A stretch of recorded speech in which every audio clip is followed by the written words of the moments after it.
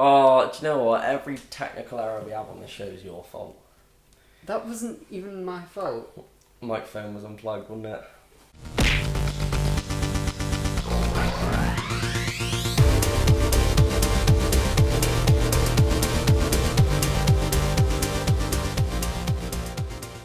Hey guys, and welcome to Comic Comments. It is like 100 degrees in here.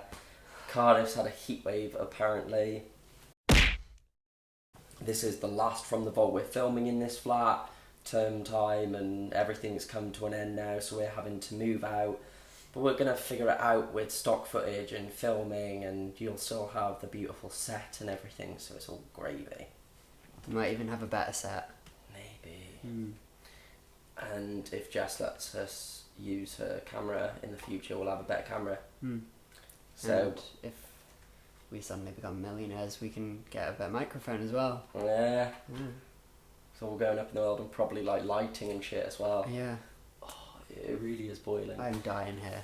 We're doing a story today on From the Vault, which we're doing it because it's a story that has so much debate about it, that people talk about so much, that it just inspired me more and more to really get back into comics. And I was like, oh, you know, these stories that people talk about, the stories that people recommend, I'm just going to go out and buy them. And I built up, well, like my collection massively. You did as well.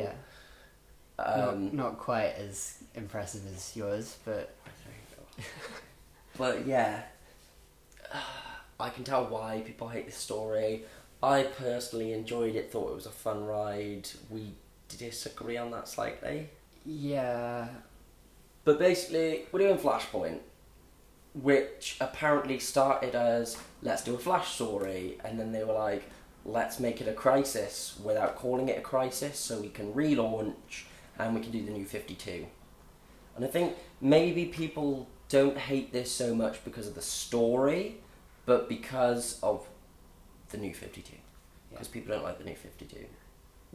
We do. Everything I've read, like, I can understand the aspects of the new 52 people don't like, but I'm sat and I'll read a new 52 story and I'm like, I'm having a good time. Yeah, they're actually okay. Yeah. There probably are some fucking shit ones. Oh, probably. But obviously people don't talk about them, so we just buy the ones that people like. It's alright. I guess. Suicide Squad New 52 is definitely the Yes, best. it is. But maybe it's just because people don't like change. Yeah. Yeah. Although it's, you know, there's a whole generation of comic book readers. There must be so many comic book readers that like don't know anything but New 52. Yeah. Which is weird to think about, but I think if you're a long-standing fan, then obviously these big drastic changes you will kind of be a bit meh about. Yeah, but if you're new, then you don't really give a shit. Yeah. We get a little introduction by Thomas Wayne, which is nice. Thomas Wayne is my favourite character in this book. He's just a grittier Batman, and like a lot of people like him more because he's not just the Dark Knight, he's a dark person as well. There's no like suave Bruce Wayne side to him. He is just all in all like a fucking psychopath. Yeah. But no problem with doing anything bad. What's his name? The one Azrael? It's the guy that took over as Batman in the Nightfall storyline. And again, he was very different and stuff, and people loved it. And then they were kind of like, fuck no, you're supposed to love Bruce Wayne. But Bruce Wayne's great. Yeah, he's a good Batman. He's just not... He could be darker. Yeah, he's not the Batman that I personally like seeing half the time. But it depends on the Batman story, it depends on the writer. Yeah. We're looking to do, like, Dark Knight Returns I'm reading, you're going to be reading Daredevil, and then we're going to kind of teach each other about the book. So I've started reading Dark Knight Returns, and like that is considered like, it's the best Batman story of all time. But I'm not really enjoying it. But we'll see. I haven't finished it yet, so my opinion may change. Yeah. The story kicks off with, like, hints that things have changed. Like, Barry wakes up and they're like, oh, we've got to work on those Citizen Cold cases. And he's like, don't you mean Captain Cold? No, I mean Citizen Cold. Like, nobody knows who the rogues are.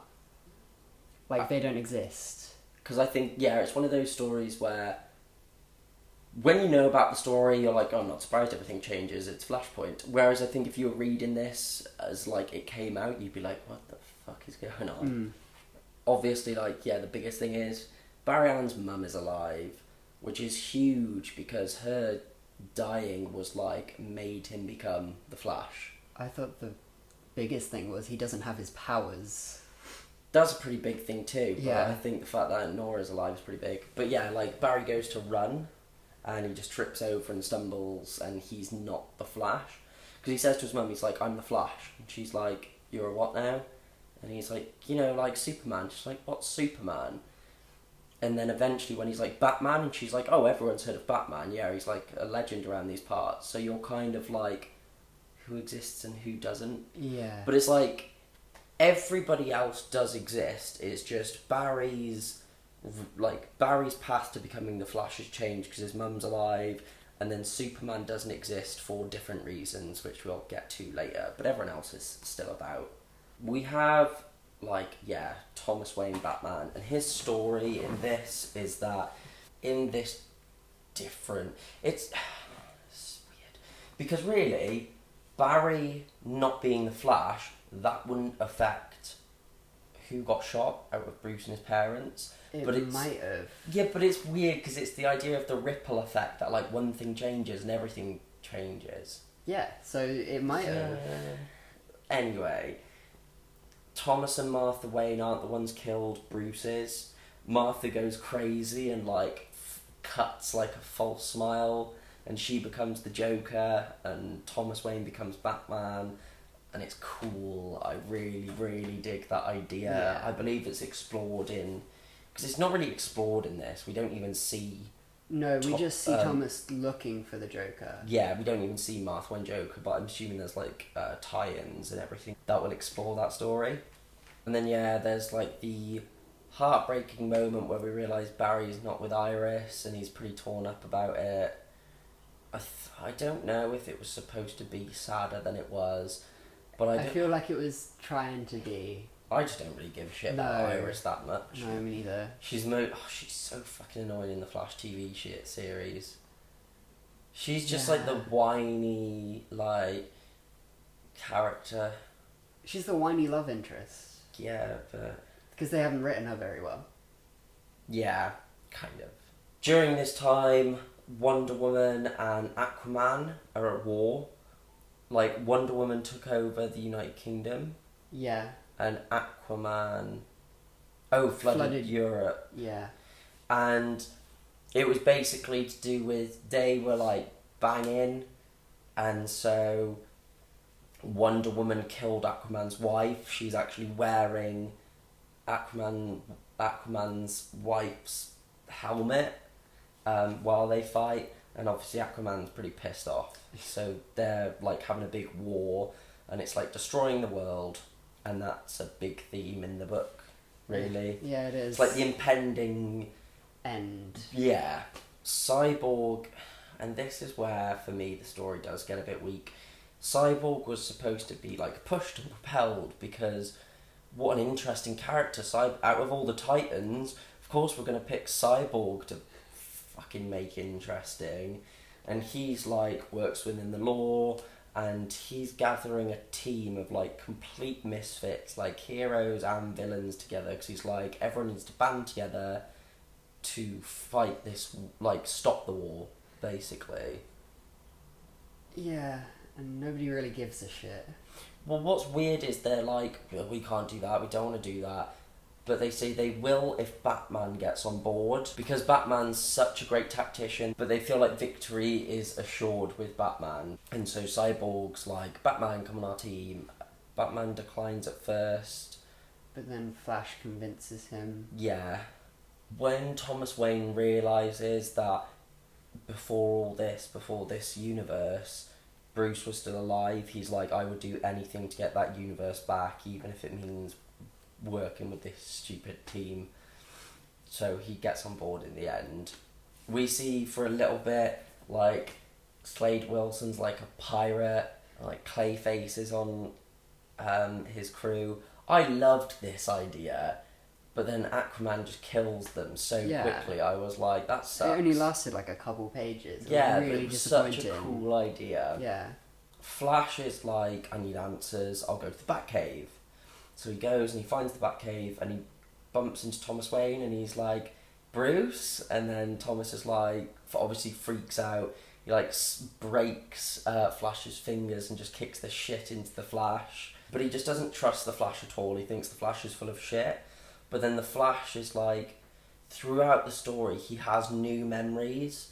So he's like, oh, all of a sudden I remember what I did on this birthday with my mum. And it's like the longer this universe survives, the more he's going to slip into it until eventually he won't remember. Yeah, as the new memories come in, the old ones kind of get pushed out. Yeah. But when he kind of explains this to Thomas Wayne, this is when Thomas Wayne is like, yeah, that makes sense. And obviously, yeah, with the thought of Bruce being alive in another universe, it like convinces him. So the Flash goes to show Thomas Wayne his like Flash suit. So he gets the costume popping out the ring, and it turns out to be a Reverse Flash suit, because Reverse Flash is just messing with him throughout the entire story. Yeah, and you're like, oh, this is all Reverse Flash's fault then, clearly. Like, Barry's also, he's able to make a new suit out of the materials that are lying around really quickly.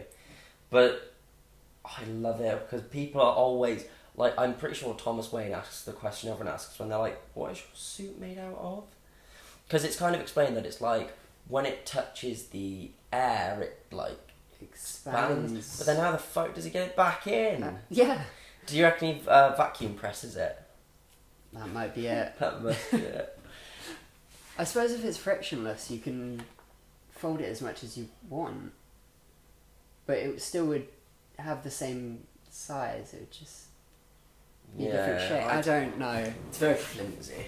Barry, in his infinite wisdom, is like, I'll just recreate the events that made me the Flash. So he just kind of douses himself in chemicals and is like, yep, I'll get hit by lightning. So he's sat in like a lightning rod chair. The first time it hits, he just gets burnt to shit.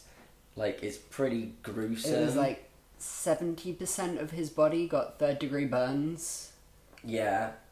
But somehow he convinces Thomas to put him back in the chair and get him hit by lightning again. But that time, like, it does work the second time around. I like the fact that they, like, Thomas Wayne's a doctor and he made use of that as Batman. Like, there are just little points throughout where he's like, oh, I have this drug and this will help with this, and it's interesting. We also see that Lois Lane has infiltrated Wonder Woman's ranks because there's the Resistance. And the Resistance are this big army that are out there somewhere and she's trying to find them, and she does bump into them, and they don't come into play till way later. They are barely in this book, but they're treated like they're really important. Yeah. Which is weird. It's like a main plot point, but you want you want to give a shit about the characters. Like, tell me more about the Resistance. I want to know their backstory. Yeah. Flash's big plan is, let's go and free Superman. He, Cyborg and Batman, because Cyborg has all his government connections and obviously he's a cyborg, so he can just hack into anything. Yeah.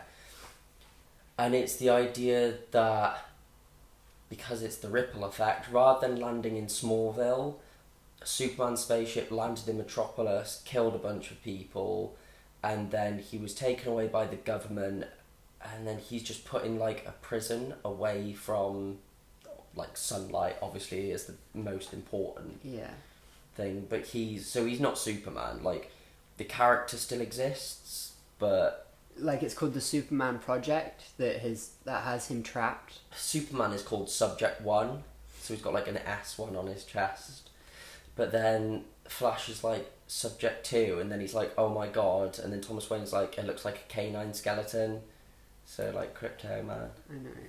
But I love it because Superman is just this weedy, like, guy. Pale guy, never seen sunlight. Obviously there's a bit of a tussle going on because all the guards are coming after them, and Superman sees the sun and he's like, it's beautiful, and you're like, what a great moment, and then he just flies off.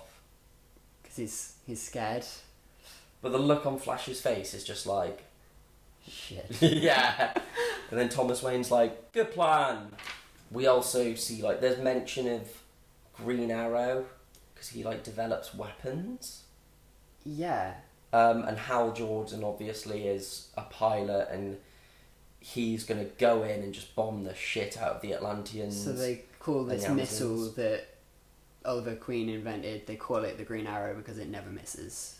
Which I thought was cool. Yeah. I love little things like that. Element Woman shows up to help out Flash and Cyborg and Batman from escaping from where Superman was being kept. And she's not annoying, she's just weird. I think that's the point, though. Because she's kind of like, I've never been invited on a team before, so like, yeah. when Cyborg is like, I'm putting this team together, and she's like overly flattered that she just stalks him throughout the whole book, because she's like, well... And everybody seems to think she's crazy, but then somebody says, no, she's just not been around people much. Yeah. So that kind of explains why she is the way she is. Yeah. We also meet Captain Thunder, and there's, instead of it being like Billy Batson and he is Shazam, there's 6 or 7 kids, and they all have to say Shazam together, and they all come together to be Captain Thunder, which is interesting. And the kids are quite cool because they're all so different, because it's all the different aspects that make up Shazam. But we meet them, and they're gonna get recruited for the team as well, and they're able to gather more recruits then as well, because by this point Batman's like, I'm in on the team, all these like misfits and villains and stuff, you're on the team as well, so they're ready to stop this war from happening. Then we build up to our final fight really in this. I do quite like this image. It's Aquaman and Wonder Woman, the two main people, the generals of their armies fighting. And then, our team rushes in, and then it's just all out chaos. But Enchantress betrays them, because Enchantress is a dick, and she's like... She's not even playing for any side, she just wants to have some fun. Yeah, is how she described it. So, like, she pulls apart Captain Thunder back into the kids, and Billy Batson is killed, and you're just like, oh, fuck you, Enchantress. Reverse Flash shows up, and like, I love Reverse Flash as a character. Like, I was watching a documentary about DC villains called Necessary Evil, and they say, like, when a villain and a hero match each other, like mirror each other even, it just works so well. And obviously you can't get... It's strange though, because some people were saying you can't get more mirrored than Flash and Reverse Flash, but then other people were saying they're not complete mirrors because they have different powers. No, kinda. But most people say Captain Cold is the main one, because he achieves absolute zero, which is, enough to stop. Is completely no movement, and then Flash is the fastest man alive. Yeah. So it's interesting. Yeah. But Reverse Flash reveals that this was actually all Barry's fault, because Barry was at his mother's grave, consumed with grief, so he went back in time and saved her. So actually all of this wasn't really Reverse Flash's fault. Reverse Flash was running through the time stream when Barry changed everything. So that turned the Reverse Flash into like this living paradox. So he doesn't exist in any timeline, but he exists in all timelines. So he will exist no matter what Barry does. So even if Barry is dead, Reverse Flash can still live and be Reverse Flash. So now Reverse Flash can kill Flash, but not the other way around. Yeah, and it's interesting because we've actually done, we did Flash Rebirth, which will be coming out in the future, where we talk about the fact that it was so interesting, because Reverse Flash was always, he could mess with Barry, he could torture Barry, but he could never kill Barry, because without Flash, there's no Reverse Flash. So I liked this as a concept that's finally turned around. You can just see in the art like how much he's enjoying now actually being able to finally kill his arch nemesis. Yeah. It's interesting because he's like, you can't kill me, Flash, and then Thomas Wayne's like, what about me? And just puts a sword straight through. It's awesome. How is Flash still existing then? Because I thought Flash couldn't kill him, because otherwise Flash would... No, Flash existed before Reverse Flash. It's just Flash is a good guy, so he can't kill. Okay. Yeah? Yeah, and obviously Thomas Wayne... is not a good guy. Yeah, he likes throwing people off buildings and stuff, which is pretty cool. Yeah. And then obviously we're in the thick of battle, and finally the Resistance shows up, who we kind of care about, but not really. It's just extra numbers in their army. And then Superman turns up, which is...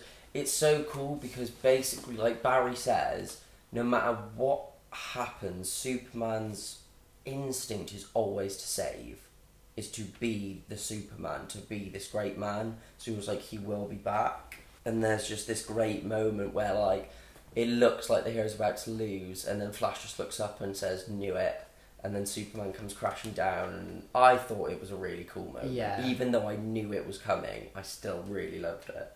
So then Barry just runs and thinks about his mum. So he ends up at his mum's place. And he talks to her about this alternate timeline, like where everything is normal. But she'll be dead, and he wants a way to save her and the whole world. But she says just to let her go and let her be with his father and all that. Because she says, like, okay, you saved my life. How many, because of this war and everything, have died? And he's like, millions. And she's like, does that make sense for me to live and millions to die? She tells him that if he focuses on himself while he's running on his cosmic treadmill, he'll be able to go back in time to the right time. And it's kind of like, it's nice that, in the same way in the Flash TV series, he gets to say bye to his mum properly. He gets to in this as well, which I guess is like comfort enough. And obviously he's able to catch up with himself. And stop himself. Yeah, and just kind of run through and fix the timeline, and we see things start to kind of alter and become New 52. But at the same time, it's like, that's weird in itself. Surely things would just go back to normal rather than it being like, everything's normal but clothes are different. I suppose maybe if while he was like catching up with himself, he might have like stepped on a butterfly. Let's go with that. Yes, I mean, ridiculous, but... So everybody has different clothes. He's back, and everything's back to normal, and he goes to see Bruce, and it is Bruce now, because Thomas Wayne gives Barry a letter for Bruce, and it's a shame. I was actually pretty gutted we don't get to know what the letter said. No, but I suppose that kind of adds to it. What, so you could have like your own interpretation? Yeah, because actually reading it, you're not going to be able to know like what a father would say. Yeah, but also Barry's like, it's weird, I'm back in this timeline, but I can still remember these memories of my mother. And then Bruce kind of says like, maybe it's a gift then. So it's just like people who have lost their parents get like a bit of clarity, I guess. Bit of closure. I thought it was just a fun read. I enjoyed it, and I thought it was full of good ideas, even though there were some things where I did question the proper logic behind it. What was... Because you said you felt it was a bit... I thought it was a bit dull, but that might have just been because I rushed through it, because after talking through now, it sounds... I've like understood a bit more, so it sounds... I always find that when you better. voice it out loud, you're like, yeah. So I thought it was boring, but that's only because I read it fast. Yeah, you need time to take in the little details, I guess. I mean, really, I'd recommend it just because it's significant. Very significant. And it's just a fun story, and like, it's Flash-centred, which is cool because you've got to love Flash. Thomas Wayne Batman is fucking cool. If you want to, read it and treat it as like an Elseworlds book, where it's, because it's kind of like, it's not a timeline that exists, but it's nice to see, like, wouldn't it be cool if things were a bit different? So, yeah. Yeah. But I'm glad I was finally able to pick it up and finally able to read it, and I don't regret the purchase. I'm not like, everyone said it was shit, read it and then gone, they were right, shouldn't have bought it, but need it for the collection. So anyway guys, if you've enjoyed this video, please give it a thumbs up, leave a comment and discuss with us, what's your opinion on it. Don't forget to subscribe, because we're going to be doing hangouts. I've got a new channel trailer up which better explains my channel in general, and we've got just lots of new content coming your way. We're going to figure out filming over summer and everything. Head over to facebook.com/comiccommentsyt, and that's our main hub. You can find out about competitions and what's happening with the video. So if you're like, where's this video, why is there not an episode, or why is there an extra episode, whatever, the explanation will be on Facebook. Go over to twitter.com, go to @MusicNinjaMatt, use the hashtag comic comments, and you can ask either of us a question and we'll give you a shout out in one of the videos. Also go down into the description and there is the Comic Comments playlist where you can find every episode of From the Vault and just to watch. So for this one guys, it's going to be goodbye from me. And bye from me. And thanks for watching.